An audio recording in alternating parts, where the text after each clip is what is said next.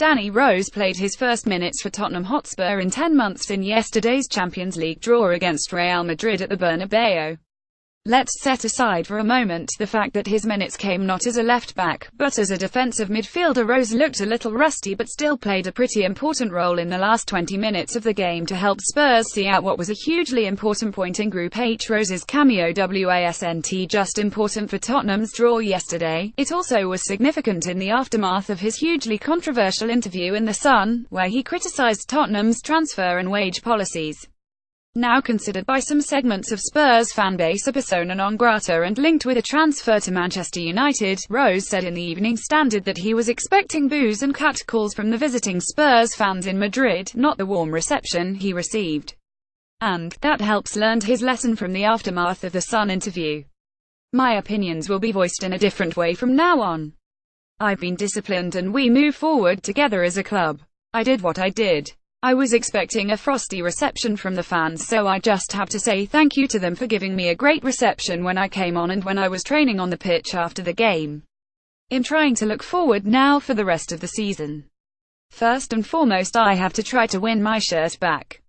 What I said has gone now. My manager Mauricio Pochettino has forgotten about it and we all move forward and we try to win this club a trophy.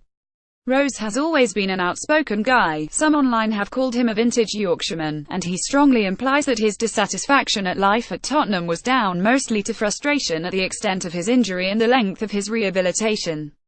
Rose was a key player for Spurs before his injury and a lockdown starter for England, but was forced to look on as Ben Davies steadily improved and his teammates helped Spurs finish second last season, their highest ever finish in the Premier League. We were all hoping I wouldn't need an operation. All the signs were saying I didn't, and we just hoped and we lost a bit of time. In the end we decided to have the op and here I am. It's taken a lot longer than expected, but I'm over the moon and back.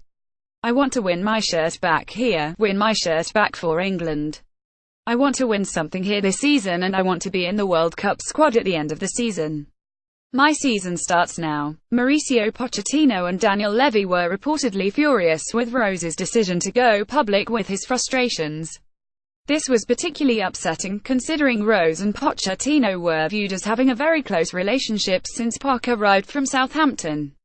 Things have seemed to cool down in the ensuing months as Rose inched back to his reintegration into the Tottenham Hotspur first team. Now it appears that the water is mostly under the bridge. The implication was that things just boiled over and Rose didn't handle it well. But now that help's back, he's focused on getting back his position as first-choice left-back. The manager called me upstairs and said, "You're doing well, do you think you could do 10, 15 minutes in Madrid?" I said, "Yes, of course, no problem.